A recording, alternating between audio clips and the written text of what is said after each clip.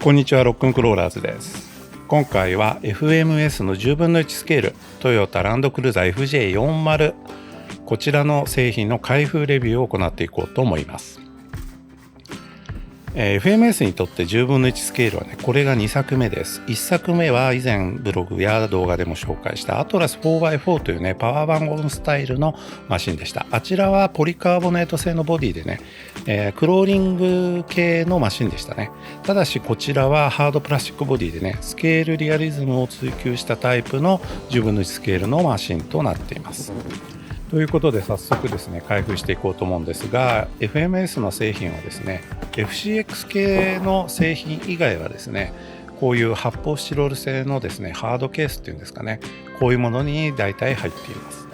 10分の1でもね、それは続いてますね。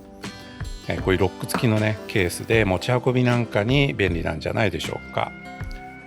こんな感じで入っていますが、他のねマシンの場合ですね、実はですね、付属のアクセサリーとかをつけると中に入れられないっていうオチがあったんですが、この製品に関してはですね、このミラーの部分なんかはね、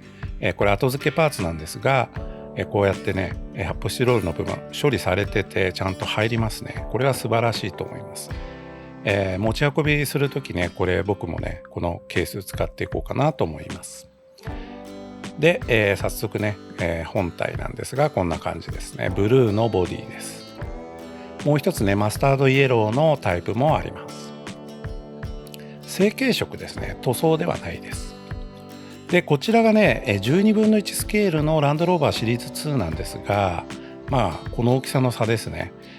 この12分の1スケールね、もうちょっとこれでちっちゃいんじゃないって16分の1ぐらいでもいいんじゃないかなって僕は思ってるんですが、それにしてもねこの10分の1のこの FJ40 はでかいです。感覚としては8分の1スケールなんじゃないかなと思いますね。そして、サイドから見るとですね、こんな感じでですね、ホイールベースがですね 339mm あります。全長は 571mm ということで、やはりですね普通の10分の1スケールよりもでかいですよね。非常に存在感があってですね、迫力があるマシンとなっています。ボンネット開けると ESC が入っていて、バッテリーもここに入るようになっています。ライトはですねフロントのヘッドライトのみです。このサイドウインカーとかですね、リアのですねライト関係、サイドマーカー関係なんかもはつかないですね。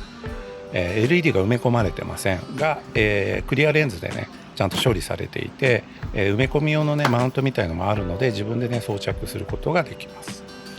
リアはこんな観音開きでねちゃんと開きます。この辺はですね、先日ねお会いした方に、実写の FJ40 と本当にそっくりというか、忠実に再現されてるねってことで、驚かれていたんですが、そうみたいです。僕は FJ40 全く詳しくないんですが、こんな風にねリア側のねこの椅子がこうやってね折りたためるっていうのも、実写でもねそうみたいですね。いいですよね。なんかこういうギミック結構省略しがちなんですけれども、ここまでねこだわってるっていうのがやっぱりね FMS の凄さだと思います。なかなかねここまでやらないでしょ。でねこれね結構初めこうやってねカチッとはまってるんでちょっと折れそうなんですけれども、パワープレイでね押し上げると開くことができました。ちなみにこのね椅子はこれファブリックが貼ってありますね。この辺もねすごいいいですね。安っぽいファブリックではあるんですが、全然やっぱね質感が違いますからね、プラスチックとかはね。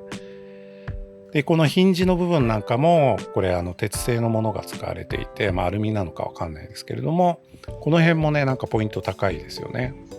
ルーフラックはこれどうなんでしょうかね、なんかでかい感じがするんですけれども、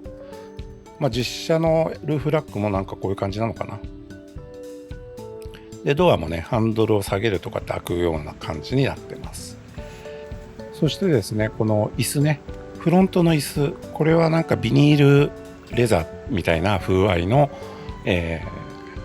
ものが貼ってあってですね、ちゃんと弾力がある椅子になってます。このウィンドウのねくるくる、これもねちゃんと回りますが、もちろん窓は開かないですね。キラーボディのね LC70 とかだとオプションでね窓が開く製品ありますよね。そしてステアリングもねこれ連動で、こうやってねハンドルが回転します。リアのこのなんていうの、これこういう部分、こういう金具もこれリアルにできてますが、これプラスチックですね。この辺ねなんかねスチール製だったらすごいポイントもっと高いですね。サイドステップ、これは後でね開封した時にはついてなくて自分でネジ止めする必要があります。このミラーのねパーツも、ネジで留めます。なんか接着剤でねここはつけたりもしました。カチッとちょっと入んなかったんですよね。でランドクルーザーのこのバッジね、メタルバッジも、ちゃんとついていて、このデカールじゃないところがいいですよね。こんな感じのですね、ランクルなんですけれども、いかがですか？かっこいいですよね。これはですね、もう走らせる前からわかるんですが、ロッククローリングには向かないです。もうこれこけたらですね、もうバラバラになっちゃうかもしれないので怖いですね。トレーラーですね、これはね。あんまりね傷つけたくもないですし、そのうち塗装し直してもいいんですが、この成型色のねボディね、なかなかこれいいですよ。悪くないですね。安っぽさがない。面積大きいからかな、そんな感じがします。足上げもねこれいい方じゃないでしょうか。サスペンションがねビヨンビヨンでストロークも短いやつがついてるんですよね。なんで本当はこれサスペンションを交換したいなっていうのがまず一つ今後の課題ですね。でこのシャーシ部分全体に関しては前回のねアトラス 4x4 と基本的には全く一緒です。でこのサスペンションね、さっきも言ったねこのストロークしかなくて、しかも細くて短いとっていうのはねシャーシレールに固定されてんですよね、トップの方がね。